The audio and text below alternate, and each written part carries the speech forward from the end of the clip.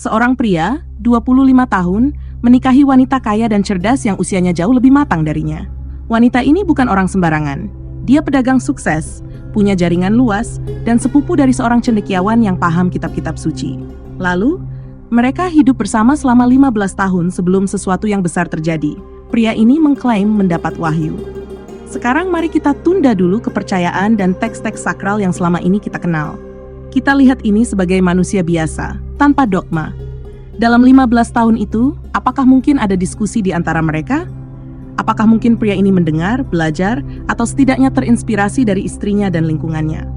Jika kita melihat sejarah sebagai rangkaian sebab akibat, bukan sebagai narasi yang harus dipercaya begitu saja, maka ada pertanyaan menarik di sini.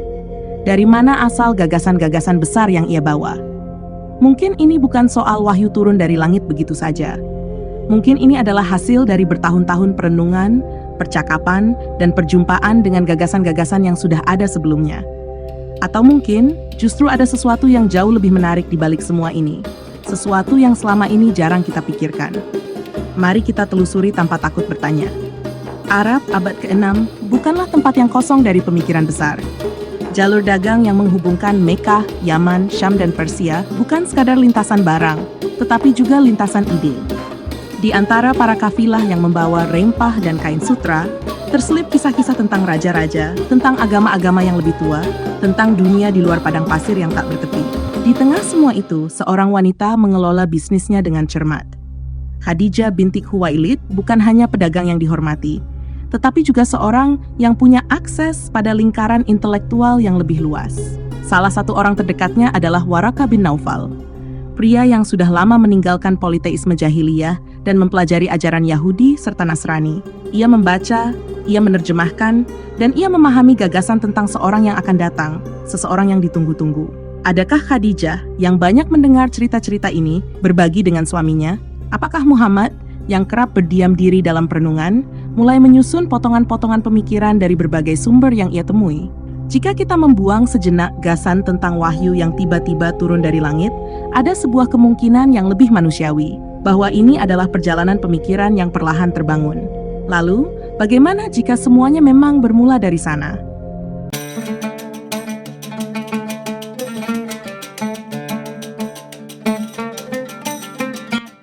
Mekah adalah kota dagang, bukan kota pemikir. Tidak seperti Yunani yang memiliki para filsuf atau Persia dengan kebijaksanaan kunonya, Mekah lebih sibuk dengan transaksi, laba, dan keuntungan. Namun, di tengah hiruk-pikuk itu, ada seorang pria yang memilih menyepi. Bukan karena dia miskin, bukan pula karena dia tidak punya kesibukan, tetapi karena ada sesuatu yang mengusiknya. Sebuah kegelisahan yang terus mengganggu pikirannya. Muhammad sering mengasingkan diri ke Gua Hira. Dalam kegelapan gua, di bawah langit malam yang luas, pikirannya bekerja. Ia bukan seorang yang banyak membaca, tetapi ia adalah seorang yang banyak berpikir. Dan dalam keheningan itu, mungkin ia mengingat pembicaraan dengan Khadijah. Mungkin ia terbayang kembali kisah-kisah dari Warakah. Mungkin, tanpa ia sadari, pemikiran yang selama ini ia serap mulai membentuk sesuatu yang baru. Apakah ini benar-benar pengalaman yang datang secara tiba-tiba? Ataukah ini hasil dari proses panjang yang akhirnya mencapai titik puncaknya? Jika kita melihat sejarah tokoh-tokoh besar, mereka tidak pernah lahir begitu saja sebagai revolusioner. Ada tahun-tahun pencarian, ada momen-momen keraguan, ada fase di mana ide mereka masih samar-samar. Muhammad pun bisa jadi mengalami hal yang sama. Lalu, saat ia kembali dari gua itu, gemetar dan ketakutan, apakah yang sesungguhnya terjadi? Apakah itu benar-benar wahyu yang turun secara mendadak? Atau justru itu adalah momen di mana semua pemikirannya selama ini akhirnya meledak menjadi sebuah keyakinan baru? Di titik ini, sejarah mulai bercabang. Dan di titik ini pula, kita mulai mendekati pertanyaan yang lebih besar. Apakah kenabian lahir dari langit atau dari pemikiran manusia itu sendiri? Sebuah ide betapapun cemerlangnya tidak akan berarti banyak jika hanya hidup dalam kepala seseorang. Ia harus disebarkan, diuji, dan diperjuangkan. Setelah pengalaman intens di Gua Hira, Muhammad tidak langsung menjadi pemimpin yang didengar semua orang. Justru sebaliknya, ia mengalami keraguan, kebingungan, bahkan ketakutan. Disinilah Khadijah kembali memainkan peran penting. Ia bukan hanya istri, tetapi juga pendukung utama. Dialah yang pertama kali meyakinkan Muhammad bahwa pengalaman yang ia alami bukanlah delusi atau kegilaan.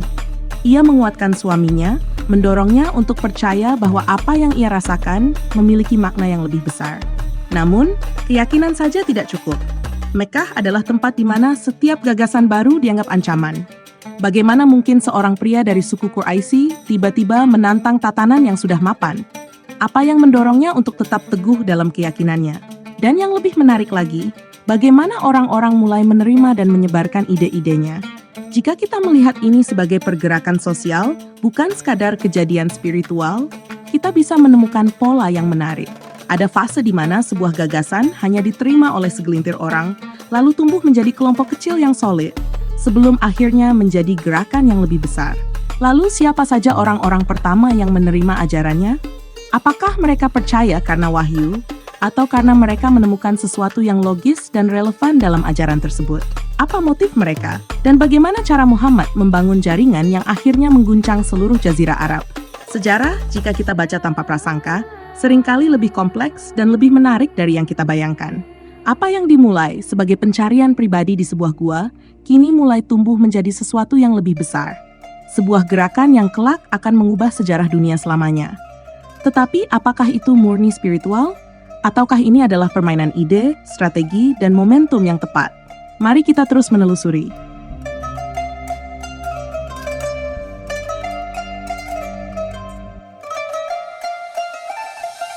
Setiap pergerakan sosial membutuhkan strategi untuk bertahan. Mekah, dengan para pemuka Quraisy yang semakin agresif terhadap ajaran Muhammad, bukan lagi tempat yang aman. Disinilah langkah politik mulai diambil, berhijrah ke Madinah. Tapi ini bukan sekadar perpindahan fisik, ini adalah langkah strategis yang mengubah peran Muhammad dari sekadar pemimpin spiritual menjadi pemimpin politik dan militer. Bagaimana strategi ini dirancang? Apakah Madinah sejak awal merupakan tempat yang siap menerima perubahan? Dan bagaimana Muhammad mulai membangun kekuasaan di sana? Kita akan melihat bagaimana agama dan politik mulai berpadu, menciptakan sesuatu yang jauh lebih besar dari sekadar ajaran spiritual. Dari sini, pergerakan berubah menjadi struktur. Dari ajaran menjadi hukum, dari keyakinan menjadi kekuasaan. Inilah titik di mana sejarah Islam tidak lagi hanya tentang wahyu, tetapi juga tentang diplomasi, strategi, dan kepemimpinan dalam arti yang sesungguhnya. Hijrah ke Madinah bukan sekadar perpindahan geografis, tetapi juga transformasi ideologis dan struktural. Muhammad dan para pengikutnya tidak hanya meninggalkan Mekah, tetapi juga membawa serta gagasan yang harus beradaptasi dengan realitas baru. Berbeda dengan Mekah yang didominasi oleh suku Quraisy, Madinah adalah kota dengan struktur sosial yang lebih beragam, terdiri atas suku-suku Arab dan komunitas Yahudi yang telah lama menetap di sana. Madinah adalah lahan yang subur untuk perubahan, tetapi bukan tanpa tantangan. Muhammad harus memastikan bahwa kehadiran kelompoknya diterima, bukan sebagai ancaman, tetapi sebagai bagian dari masyarakat yang lebih luas. Ia mulai membangun aliansi, menyusun perjanjian, dan membentuk struktur yang akan mengokohkan posisinya. Salah satu langkah strategis pertama Muhammad di Madinah adalah menyusun Piagam Madinah, dokumen yang sering disebut sebagai konstitusi pertama dalam sejarah Islam. Piagam ini mengatur hubungan antara kelompok Muslim pendatang, Muhajirin, penduduk asli Madinah, Anshar, dan komunitas Yahudi yang sudah lama tinggal di sana. Piagam ini menetapkan beberapa prinsip utama. Di antaranya adalah: pertama, semua kelompok di Madinah, baik Muslim maupun non-Muslim, berada di bawah perlindungan yang sama. Kedua, Muhammad diakui sebagai pemimpin dan mediator dalam konflik antar kelompok. Ketiga, setiap kelompok memiliki hak dan kewajiban tertentu, termasuk dalam aspek ekonomi dan keamanan. Dan keempat, jika ada ancaman dari luar, semua pihak harus bersatu mempertahankan Madinah. Dengan Piagam Madinah, Muhammad tidak hanya mengukuhkan posisinya sebagai pemimpin, tetapi juga menciptakan sebuah sistem yang memungkinkan stabilitas dan ekspansi lebih lanjut. Namun, kepemimpinan Muhammad di Madinah tidak berjalan mulus tanpa perlawanan. Ada pihak-pihak yang merasa terancam oleh perubahan yang ia bawa. Beberapa suku Yahudi di Madinah mulai meragukan kepemimpinannya. Sementara di Mekah, Quraisy tidak tinggal diam. Perang mulai menjadi bagian dari perjalanan politik Muhammad. Perang Badar menjadi titik balik pertama. Dengan jumlah pasukan yang jauh lebih kecil, Muhammad dan pasukannya berhasil mengalahkan Quraisy dalam pertempuran yang dianggap sebagai kemenangan simbolis sekaligus strategis. Kemenangan ini meningkatkan legitimasi Muhammad di mata para pengikutnya dan memperkuat posisinya di Madinah. Namun, kemenangan tidak selalu berpihak. Perang Uhud menunjukkan bahwa pasukan Muslim tidak kebal terhadap kekalahan. Mekah masih menjadi ancaman besar, dan konflik terus berlanjut hingga akhirnya terjadi Perjanjian Hudaibiyah, yang membuka jalan bagi ekspansi Islam ke seluruh Jazirah Arab. Di Madinah, Muhammad bukan lagi hanya seorang nabi yang menyampaikan wahyu. Ia adalah pemimpin, diplomat, dan panglima perang. Setiap keputusan yang diambil bukan hanya berlandaskan spiritualitas, tetapi juga pertimbangan politik dan militer. Dari sinilah Islam berkembang dari sebuah ajaran menjadi sebuah kekuatan. Hijrah bukan hanya perpindahan, tetapi transformasi total. Dan dari Madinah, gelombang perubahan ini semakin tak terbendung. Setelah posisi di Madinah semakin kokoh, Muhammad mulai mengarahkan perhatian pada ekspansi dan perluasan pengaruh. Mekah masih menjadi pusat utama yang harus ditaklukkan. Tetapi sebelum itu, Muhammad perlu memastikan bahwa kekuatan di sekeliling Madinah bersedia mendukung atau setidaknya tidak menjadi ancaman. Aliansi dengan berbagai suku Arab menjadi bagian penting dari strategi ini. Melalui perjanjian dan pernikahan politik, Muhammad membangun jaringan yang semakin memperkuat otoritasnya. Pendekatan ini tidak selalu berjalan lancar, karena ada kelompok-kelompok yang menolak tunduk pada aturan baru yang ia bawa. Selain itu, strategi ekonomi juga memainkan peran besar. Jalur perdagangan yang sebelumnya dikuasai Quraisy mulai diambil alih oleh komunitas Muslim. Dengan cara ini, Mekah semakin terisolasi secara ekonomi, melemahkan posisi para pemuka Quraisy yang selama ini mendominasi jalur perdagangan di wilayah tersebut. Peristiwa paling penting dalam tahap ini adalah penaklukan Mekah. Setelah serangkaian pelanggaran yang dilakukan Quraisy terhadap perjanjian Hudaibiyah, Muhammad memiliki alasan kuat untuk bergerak. Namun, berbeda dengan peperangan sebelumnya, kali ini strategi yang digunakan adalah diplomasi yang cermat dan kekuatan militer yang besar. Pada tahun 630 Masehi, Muhammad memimpin pasukan besar yang memasuki Mekah tanpa perlawanan berarti. Penduduk Mekah akhirnya menerima kedatangannya, dan kota itu jatuh ke tangan Muslim dengan relatif damai. Berhala-berhala di sekitar Ka'bah dihancurkan, menandai berakhirnya era kepercayaan lama dan dimulainya tatanan baru di bawah kepemimpinan Muhammad. Setelah penaklukan ini, Muhammad tidak hanya menjadi pemimpin spiritual dan politik, tetapi juga penguasa yang memiliki kendali penuh atas Jazirah Arab. Islam tidak lagi hanya sebagai ajaran keagamaan, tetapi juga kekuatan politik yang mampu mengubah lanskap sosial dan ekonomi di kawasan tersebut. Setelah Mekah berada dalam kendali, Muhammad mulai memperkuat pemerintahan di seluruh wilayah yang telah menerima Islam. Perjanjian dengan suku-suku Arab semakin memperluas jangkauan pengaruhnya, sementara hukum dan aturan baru mulai diterapkan secara lebih sistematis. Namun, tidak lama setelah itu, pada tahun 632 Masehi, Muhammad wafat. Kepergiannya meninggalkan pertanyaan besar, siapa yang akan melanjutkan kepemimpinan ini?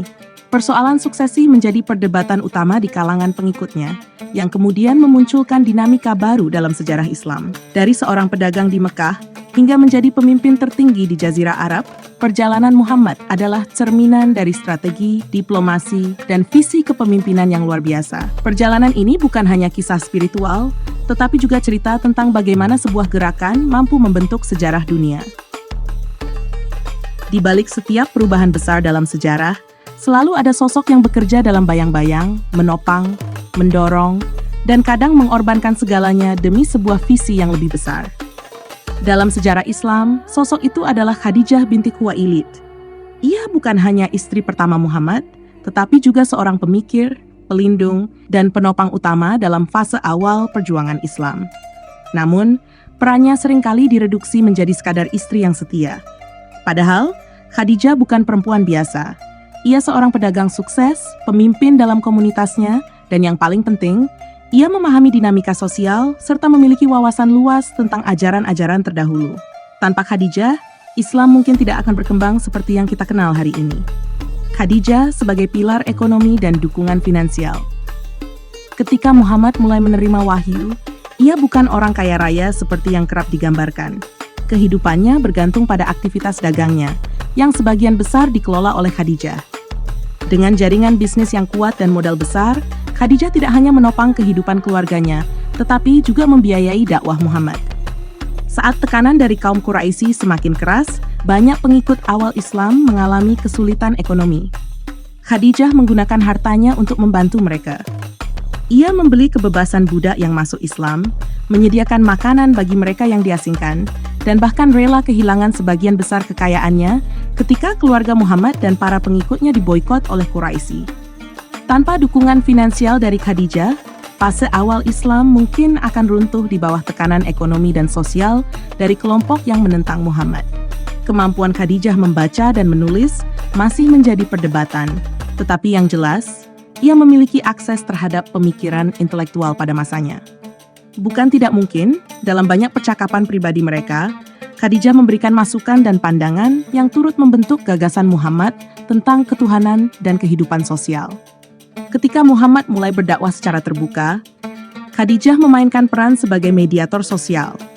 Dengan statusnya sebagai perempuan terpandang dari keluarga terhormat, ia mampu meredam beberapa serangan verbal yang ditujukan kepada Muhammad. Hubungannya dengan para pemuka Quraisy juga memungkinkan ia menjadi perisai bagi dakwah yang masih rentan terhadap serangan dari luar. Lebih dari itu, Khadijah memberikan stabilitas emosional bagi Muhammad.